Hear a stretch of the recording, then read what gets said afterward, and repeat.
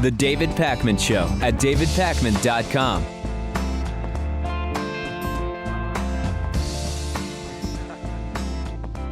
Net neutrality. This issue has far-reaching repercussions. It is one of the most important issues domestically going on right now when it comes to media openness, internet freedom, equality when it comes to dissemination of information. I mean, this is just such a far-reaching issue.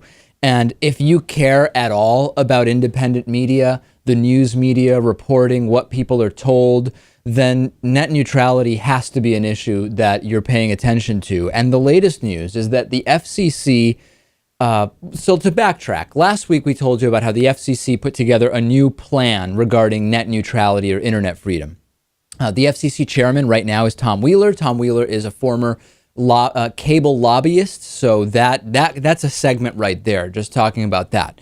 But we'll just mention that and continue. The FCC and Tom Wheeler's new plan is that they want to preserve internet openness, but at the same time, they wanted to allow certain providers to offer faster service for certain websites or platforms. This doesn't mean, the argument was, we're not going to slow down anybody. We're just going to allow extra payment for faster access to certain platforms, which practically speaking is the exact same thing, right, Lewis? You're creating a difference, a discrepancy. You're creating a preference, and it is based on price.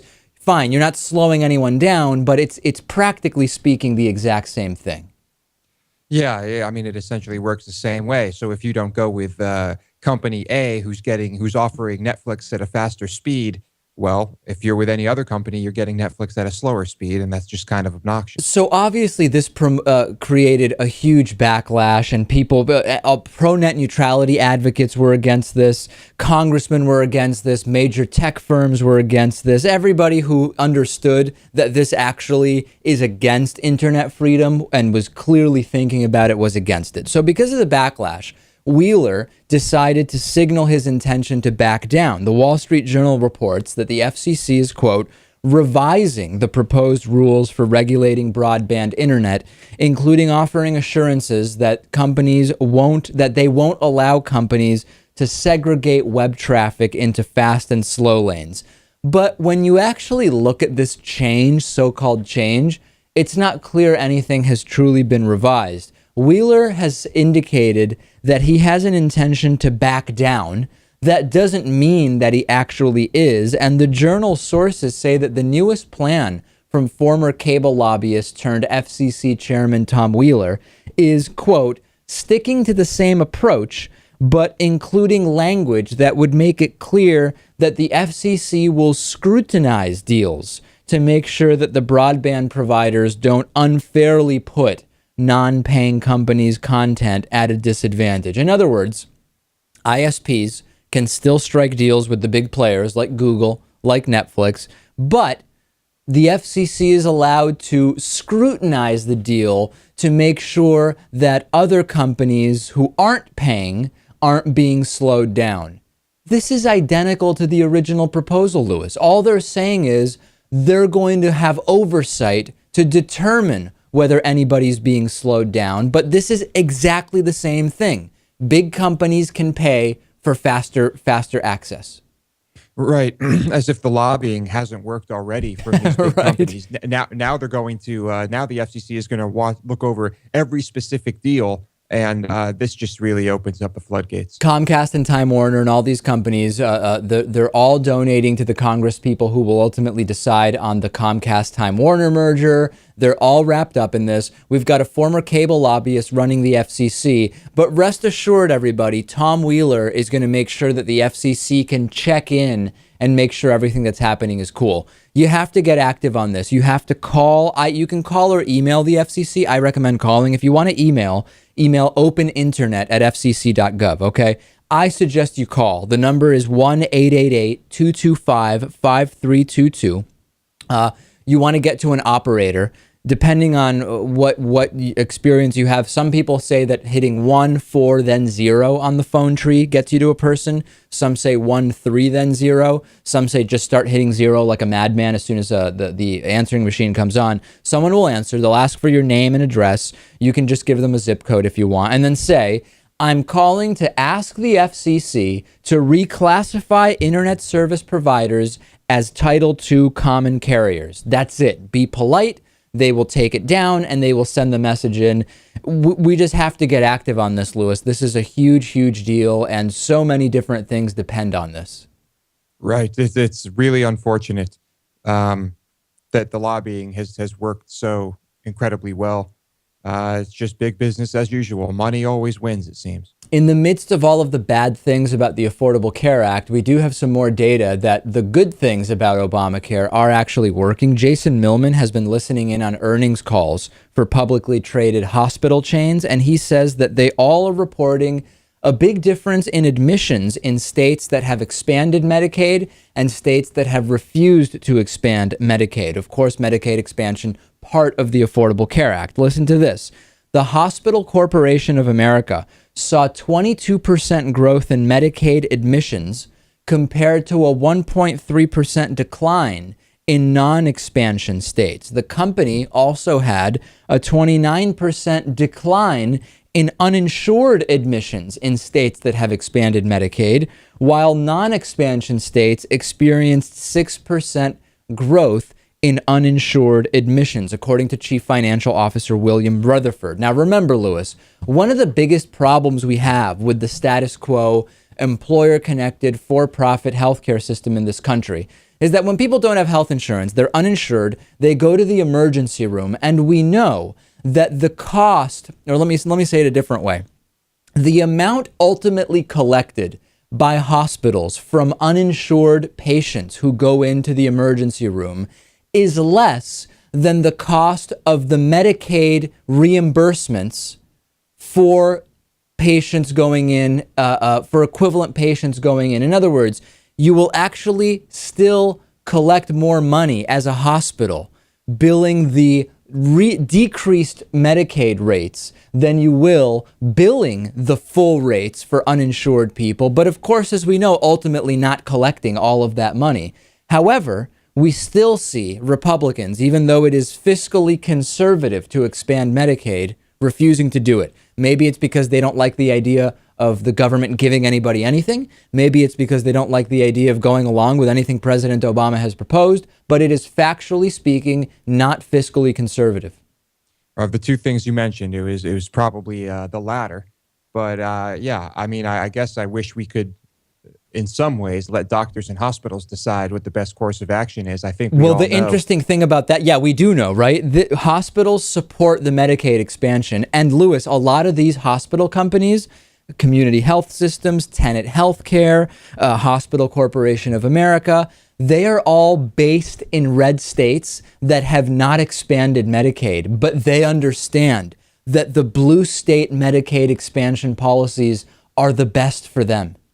Right. It's just political games our guys in Congress are playing, and it's affecting people's lives, affecting their health, you know. The Affordable Care Act is pro-business. I don't understand why Republicans are opposed to it. I guess it's because President Obama put it forward. If President Obama came out and said, I am against Medicaid expansion all across the country, that would probably be the most effective thing in getting these Republican governors to enact it. Yeah, reverse psychology. Or maybe he should have just named it Reagan Care. Reagan Care. I love it, Lewis. That actually, we would probably see widespread Medicaid expansion if it was called Reagan Care. Some of the arguments against the legalization and taxation of marijuana, both medical and recreational, have included we're going to see increases in crime if you legalize or decriminalize, and the increases in tax revenue that liberals love to talk about are not really going to be significant. We won't be able to do anything with that money. Colorado State has now released tax reports where they show what are the numbers, and we also have new crime reports. Lewis, before I read you the numbers, what's your prediction about what the actual numbers say in relation to the fear-mongering around medical and recreational marijuana? the numbers are good. I don't know that crime is down and that profits and revenues are up. Let's explore whether Lewis is right. Colorado state tax reports issued on May 8th show that $19 million worth of cannabis was legally sold in Colorado in the state of March, up almost a third from February. The state reported $7.3 million in retail marijuana tax revenues, plus about another $12.6 million from taxes on medical cannabis. Last week, what are they doing with that money? Last week, state lawmakers moved to spend some of the proceeds, about $33 million, on school nurses and public education that touts responsible marijuana use. This is the European model, right? Legalization / decriminalization plus money for education about drugs and also money for treatment of actual drug addiction. Let's explore the public safety issue. Crime, property crime, violent crime. What happened? Well, as Lewis suggested, crime is down. Crime in Denver declined slightly compared to the same 3-month period a year ago. This is in spite of all of the doom-laden prognostications of opponents. However, property crime is down about 15% compared to the same period last year. Violent crimes down about 2.4%. The results coincide with PLOS1 research, which finds that legalizing medical marijuana does not result in more violent crime. Now, a counter argument that I've been seeing online from anti-decriminalization and legalization advocates is, well, if you do something that makes having marijuana not a crime, of course crime goes down. You just have to look at the data. This isn't talking about drug crime. This is talking about property crime, and this is talking about violent crime. Property crime includes burglary, larceny, theft, motor vehicle theft, arson, etc. Violent crime is a crime where the offender uses or threatens to use violent force upon the victim. So this is measuring something that is separate from arrests for marijuana itself. Lewis, where do we stand with this? Well, this is the prediction we made, wasn't it? I think this is good. I think the rest of the country is going to learn a lot from this.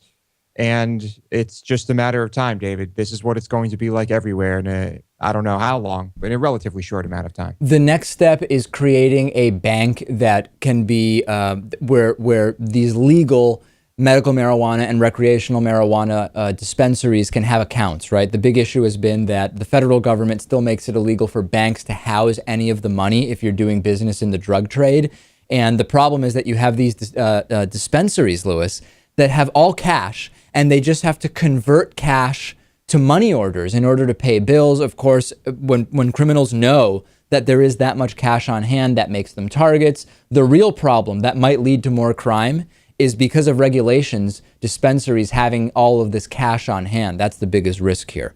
Here's some completely insane poll numbers. 9% of Americans believe that aliens took the Malaysian Airlines plane. There's a new CNN poll. 9% of Americans think that space aliens, time travelers, or beings from another dimension are responsible for the disappearance of Malaysian Airlines Flight 370.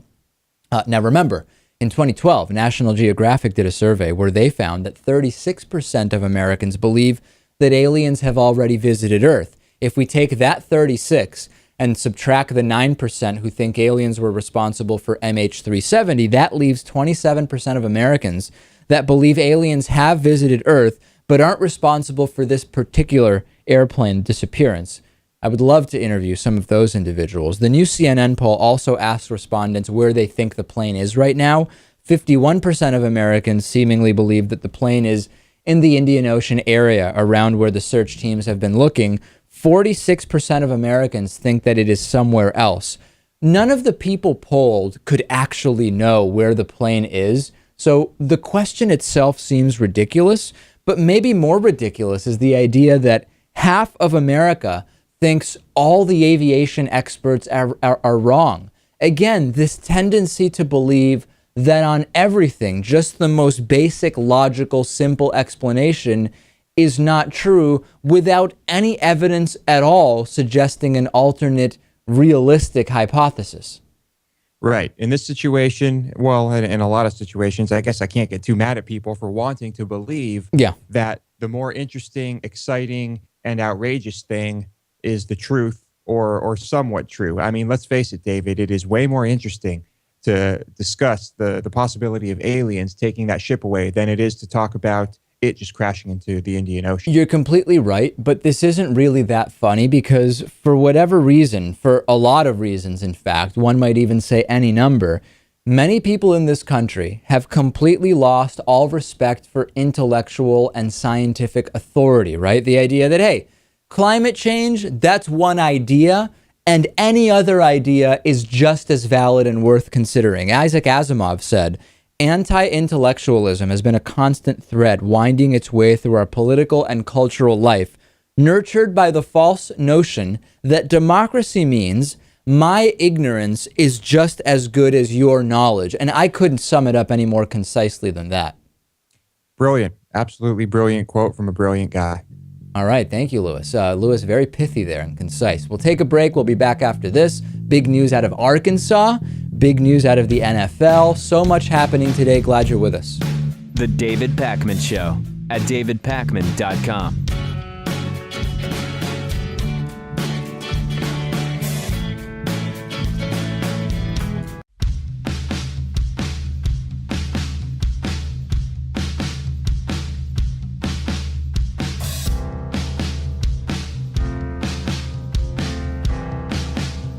Welcome back to the David Pakman Show. The David Pakman Show membership program is made possible in part by liberalbias.com. Did you know that study after study after study has shown that increasing taxes on the rich actually doesn't kill jobs? Weird, isn't it? Obviously, the only possible explanation is that the word study itself has a liberal bias. Find out more at liberalbias.com. Today's new member of the day is Clay Lahat. Clay, thank you for being a David Pakman Show member. Clay gets all of the great member benefits, including the bonus shows, the archives, the commercial-free podcast feeds and video shows, and all of that great stuff. Go to davidpakman.com/membership to sign up and check out David Pakman Show gear made from 100% recycled fabric at davidpakman.com/gear.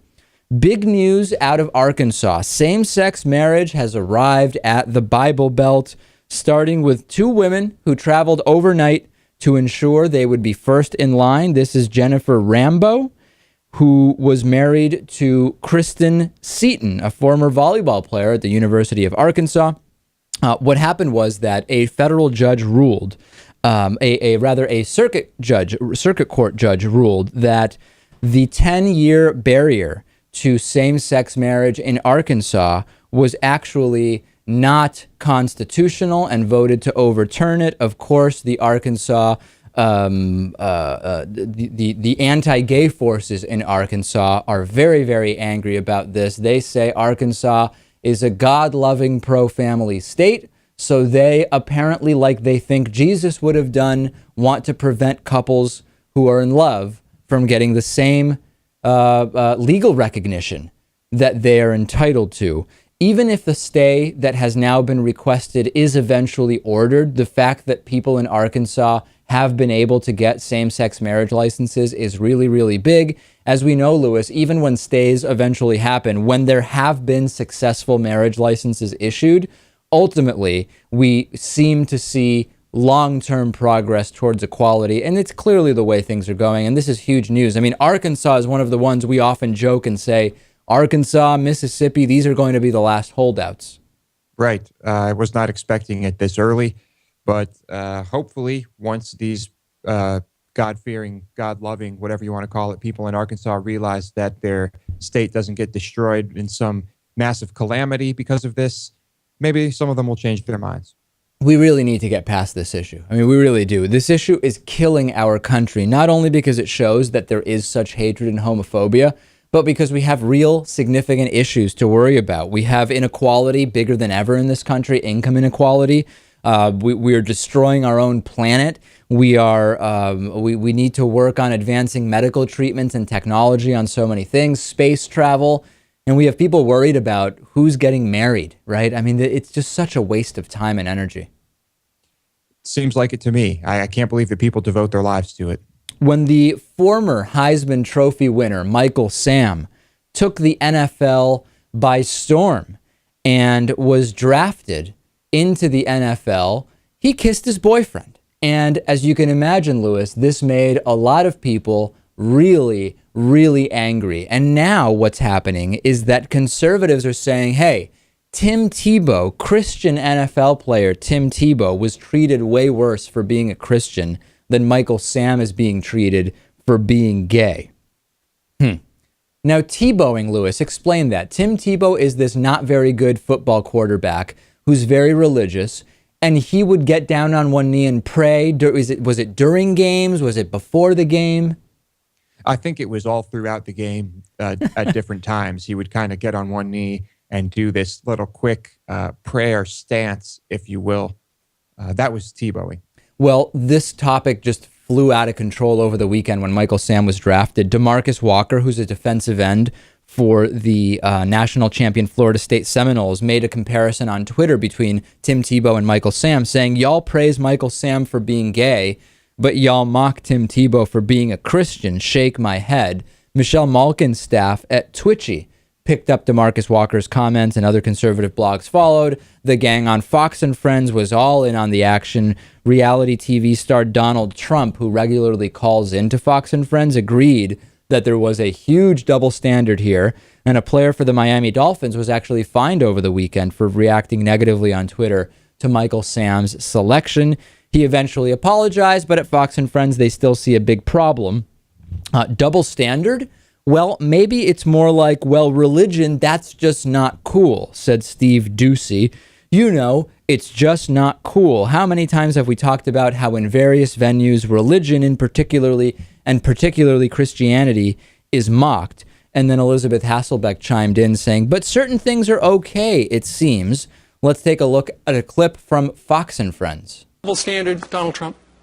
Well, I guess there must be, because Tim Tebow, he went through hell. They went after him like crazy. And, you know, I didn't really get to see much because I was just leaving New York, but I was watching as he got, and I think it was great that he got chosen, and he'll be in the NFL. Hopefully he'll make the team and he'll be in the NFL, and he'll do well. But I did see his reaction with the birthday cake or the cake, and you know, I don't know if everyone thinks that's a wonderful thing. I guess that's fine with me, but it looked pretty out there to me. Donald Trump, let me ask you this, because the player that was actually... Wait. Are these small government conservatives suggesting that government should actually step in and tell the NFL how to discipline players? How does that make any sense? I thought they were for the government not regulating private businesses and organizations. Well, I guess you just have to do it and not do it whenever it's convenient, right? They're framing it as if Christians are now martyrs somehow. Of course, remember, in 1996, the NBA suspended and subsequently blackballed Mahmoud Abdul-Rauf for refusing to stand during the national anthem. Apparently, American Christian patriots were not complaining then, but now are complaining. The whole thing is just a mess. And I think the difference is that a lot of Christians like Tim Tebow are using their Christianity to subtly say, see, I'm better than you. You should pay attention to my Christianity. Where Michael Sam is just saying, I'm equal, right? I'm no different. If I have a significant other, when I'm drafted, I kiss them. That's it. And that is just not going to be something we're going to be able to convince Christians and right-wingers and anti-gay bigots of, is it? Probably not. You're right. Tebow flaunted it all the time with his Tebowing on the field, and it was just nonstop. But I don't think Michael Sam is going to be able to do that. It's not like every time he gets a sack or tackles someone, he's going to be able to kiss his boyfriend. I think people will kind of forget about this after a month or two. Are some of these online anti-gay Christians just upset that a gay player is getting more attention than their Christian patriot Tim Tebow, who, quite frankly, is not really doing anything of note in the NFL anyway? What would they be talking about? Yeah, I don't know. I mean, Tebow just couldn't make the cut. Otherwise, he'd still be a player, you know. And I don't mean playing. I mean, you know, a big shot. But Sam, I think, has a real shot here to be a big shot. All right. We've been talking for last week and this week about this series on HGTV, which was canceled because it turned out that David and Jason Benham, the would-be hosts of the show, were anti-gay, anti-Muslim, xenophobic. They believe in the altars of Moloch. They make incredible declarations outside of abortion clinics and all sorts of stuff. And this isn't meant to be a funny segment in any way, and I'm not making fun of anyone. I really want to discuss what's happening here because we often talk to anti-gay guests on this show, okay?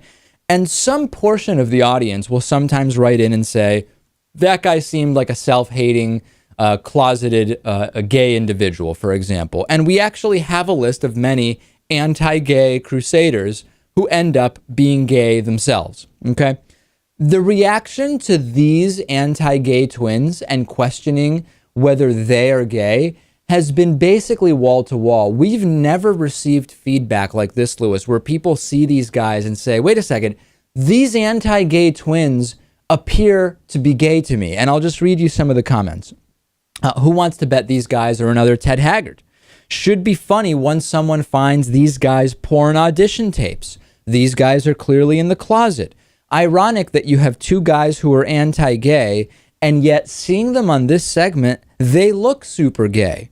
Another comment, they both look like they've stepped out of doing a stunt double work for the Brokeback Mountain sex scene. Another comment, these guys are so gay. Another comment, I find this very funny. They look like porn stars. There is a genre in gay porn with twins or brothers having sex. Another comment, these guys are pretty gay themselves. Look at them. They look like men from gay porn. Another comment, they're remarkably well-groomed, moisturized young men, aren't they? Quite fashion conscious. Wouldn't be the first time super homophobes turn out to be raging against their own demons. Just saying.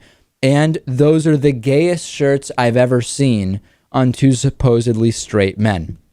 There's a whole bunch of language in there that is obviously bordering on insensitivity to gay people. But there is something about these guys that is catalyzing a string. I mean, I read 10 comments. We received 100 of these. That these guys seem to be gay. I don't really know what to make of it, Lewis.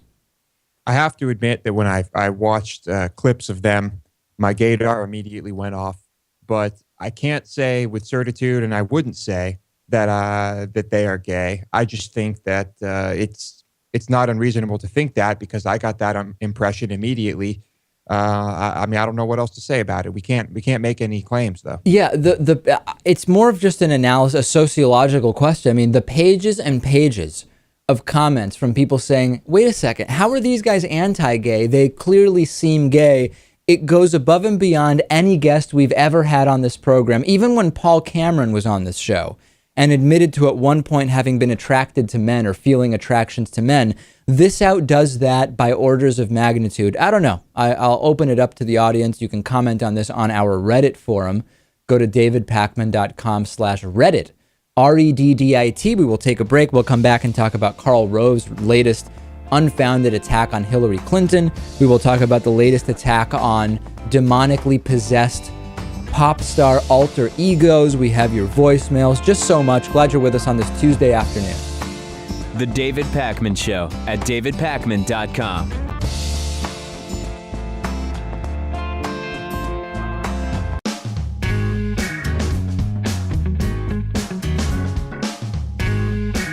Welcome back to the David Pakman Show. Karl Rove now came out and said that Hillary Clinton has suffered from brain damage, that has incurred brain damage in the medical episode that she had a little while back, which I'll tell you about. He says that Hillary Clinton suffered a traumatic brain injury in a 2012 fall while urging Republicans to keep talking about Benghazi alive into the 2016 election. According to the New York Post's page 6, which is kind of like a gossip column, Karl Rove reportedly told an audience on May 8th that he was skeptical of Hillary Clinton's recovery after she fell and after fainting in her home back in December of 2012. The fall delayed her testimony before a House committee in 2012 on the attacks on Benghazi, and Rove suggests that Hillary Clinton's fall leaves some significant unanswered questions and attacked also the amount of time that she spent recovering in a hospital, also saying that her use of corrective glasses was likely a sign of traumatic brain injury. He said, the official diagnosis was a blood clot. He went on to tell the conference 30 days in the hospital And when she reappears, she's wearing glasses that are only for people who have traumatic brain injury. We need to know what's up with that. Rove repeated this claim a bunch of times. We have to take this piece by piece. Talking about a presidential candidate or potential presidential candidate's health and age is legitimate. However, Karl Rove is completely baselessly creating this theory, hypothesis. Number one, Hillary Clinton didn't spend 30 days in a hospital. She spent 4 days in a hospital. Number two, the types of glasses she was wearing are not just for people with traumatic brain injury. They are glasses commonly worn by people recovering from concussions or falling to correct double vision. So even the premises are false, Lewis. But the thing about it is, today I walked over into the kind of lobby that is in on this floor of the building, and they have the TV on there, and they had CNN on. And CNN is bringing on experts to talk about, is Hillary suffering from traumatic brain injury or not? In corporate media, they talk about whether the claims are true or not in this kind of 50-50 debate way, as opposed to stepping back and saying, hey, wait a second, what does Karl Rove know about Hillary Clinton's health?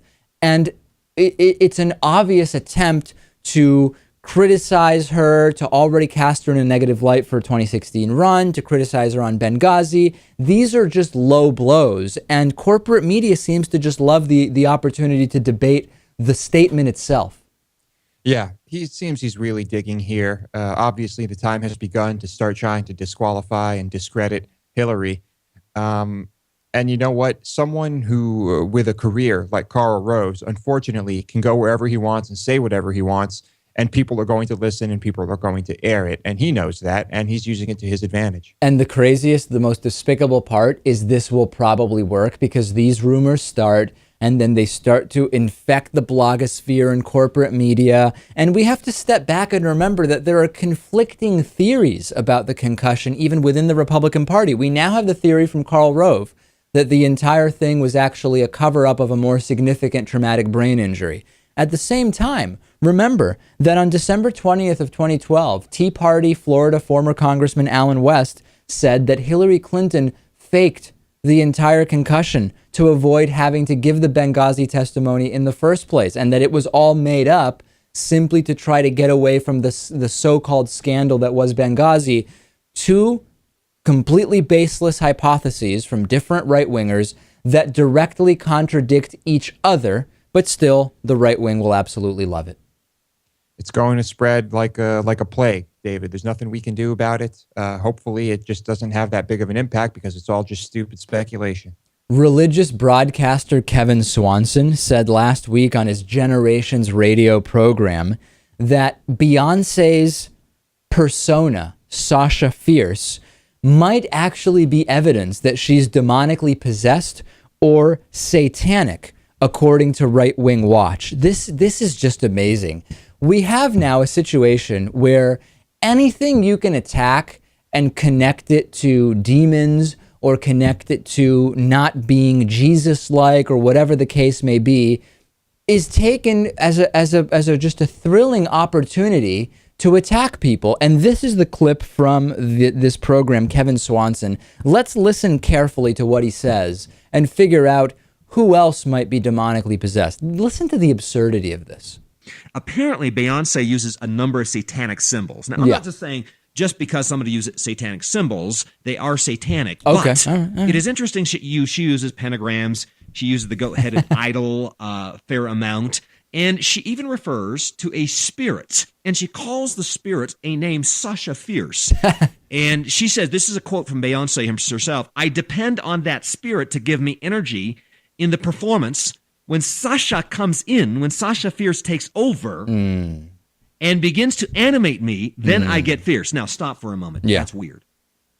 That's just really weird. That's, you start referring to somebody taking over, and she's got a name. Right. Okay, this reminds me a little bit of Jesus referring to the demoniac, saying, "What's your name?" And he says, "My name is Legion." Yeah. For I am many. That's multi-personality.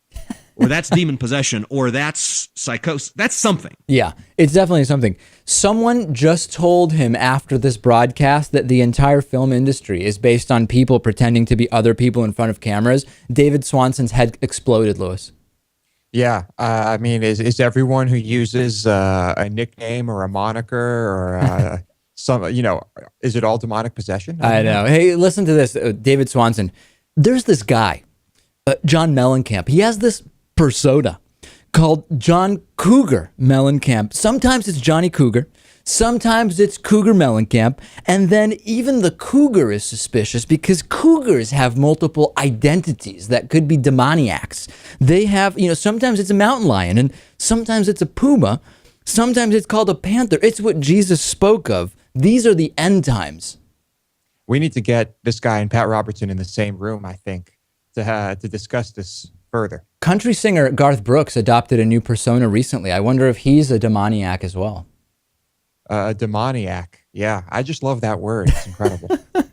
Demoniacs. Okay, so anyway, there are many reasons not to enjoy Beyonce's music that have nothing to do with demoniac, demonic possession, reminiscent of Jesus's demoniacs vis-a-vis Sasha Fierce. I can assure you of that. All right, let's take a break. Next, you're not going to believe who now says we should have a higher minimum wage. The David Pakman Show at davidpakman.com.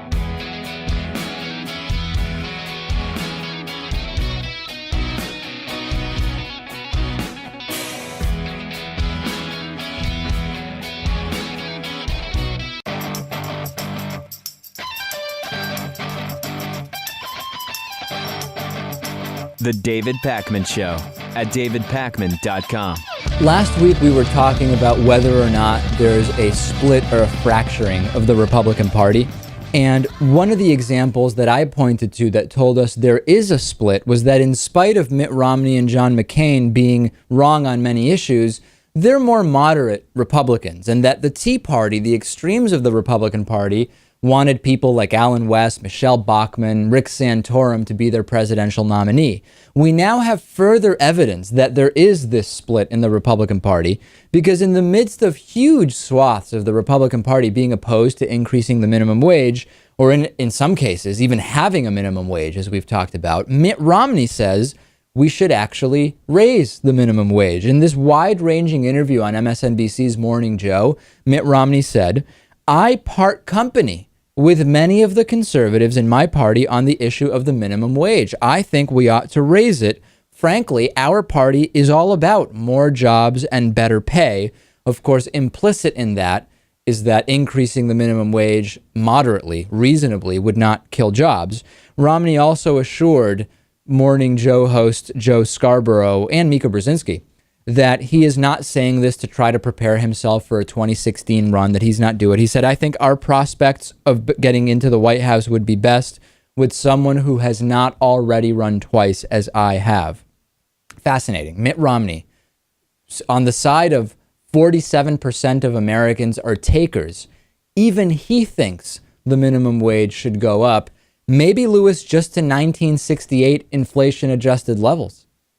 That's it. If you think that there should be no minimum wage or that it shouldn't be adjusted for inflation, you're either an evil person or a stupid person. And I think the fact that even Mitt Romney agrees with us on this makes it pretty clear that it's the smart and reasonable thing to do. Yeah, and as we know, the arguments of, hey, if the idea is for people to make more, raise the minimum wage to $200 an hour, nobody's suggesting that, and there would be no economic basis to do that. To say, hey, let's just have the minimum wage keep up with inflation back to the 1960s. There are specific and real reasons why that is logical. So don't fall for this straw man argument of, hey, let's make everybody make $200 an hour. That should be great following the logic.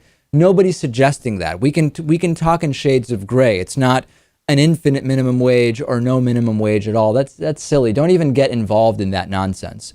Lewis's new word has made it into Urban Dictionary. Lewis came up with the word feverent on a program last week or the week before. He was talking about Rand Paul's supporters, and he combined the words feverish and fervent into the word feverent. And we said, hey, this should really be on Urban Dictionary. It now is. If you look it up on urbandictionary.com, feverent is an adjective, which also means wildly zealous. The definition explains that it's a portmanteau of feverish and fervent, unintentionally coined by Louis Motomedy of The David Pakman Show. Used in a sentence, it quotes Lewis, it seems like the only people who are going to vote for Rand Paul are that small libertarian section of the Republican Party, and they're very passionate and fervent, and they support him with every fiber of their being. This was submitted to Urban Dictionary by any number of fans, is the name of the person who submitted. This is brilliant, Lewis. You have made it into Urban Dictionary. That's great. Now just people need to start using the word, and hopefully, eventually, it will make it into an official dictionary. Also, recently, David Pakman has been defined in Urban Dictionary, and it says David Pakman is an atheist Jewish Argentine who has a progressive radio program. It also goes on to say David Pakman once again insulted the homophobes of America on his radio show by being for gay rights. Later, he insulted fundamentalists by claiming the earth is more than 6,000 years old. David also has a funny accent and mispronounces double L's, claiming that this is normal in Argentina. It is, even though he does it in New York, which is nowhere near Argentina. So I don't know what to say, but I love the Urban Dictionary stuff.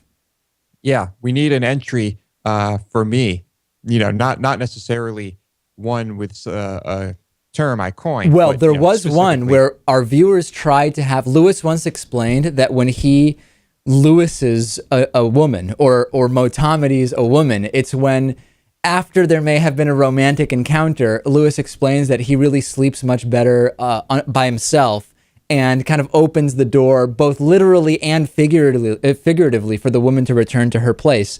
And there were attempts to submit that to Motamedi someone, to Urban Dictionary, but I don't remember what happened. I think it was rejected. Yeah, that's unfortunate, David. I really wish that were in there. All right. Let's go to some of your voicemails. 219-2DAVID-P is our voicemail number. You can call any time of day. You can comment on anything you want. Keep it short, though. One day I'm going to do a segment where I play for you some of the 3-minute voicemails we get. How people think that we might have time for a 3-minute voicemail on the show, I don't know. So keep it concise. Let's listen to this comment about the Friday show, the new Friday show we're doing. Wow. The first David Pakman Show Friday show. Sold all my stock, moved to Europe, got divorced. Life changer. No, I'm just kidding. Great show, though. I'm glad you guys are on Friday. Keep it up. Love it. Take care, guys. All right, Lewis, people absolutely loving the Friday show, so it's good to hear about that. And then let's listen to one more voicemail here. Hey, David and Lewis, this is Sam. Tomorrow, May 13th, is my 20th birthday. I know I don't sound 20 over the phone, but that's not the point. The point is that I wanted to say, Lewis, thank you for your continued beer reviews, because now, in a year, when I turn 21, I will know which beers to try and which beers to avoid. Love the show. Keep up the great work. There has been so much talk in email and voicemail about my beer reviews. It seems that I have no choice but to do regular beer reviews now. So I better head to the package store, liquor store, and pick up some new beers. I was thinking a really funny concept for the bonus show would be to do beer reviews of just really cheap, terrible beer, as if you're really doing it like a very high-end wine review. You sense floral notes, or the nose is citrusy, or whatever the case, but it's like $2 beer, you know? I could do that with some really crappy beer, and it would be incredibly pretentious, but I won't be... I won't be praising the beer, David. I will be using the appropriate terminology and language, and I will, rate it like that. All right. On today's bonus show, maybe some beer reviews from Lewis. We will also talk about internet addiction. We will talk about a homeless guy telling the Cleveland Browns to draft Johnny Manziel, which they ultimately do. And Vladimir Putin scores 6 goals in an amateur hockey game in a headline reminiscent of North Korea. I don't know how else I can describe that. All of that and more on today's bonus show. The bonus show is available to all supporters of the David Pakman Show through our membership program. Go to davidpakman.com/membership and get access to the bonus show and all other perks today. See you then.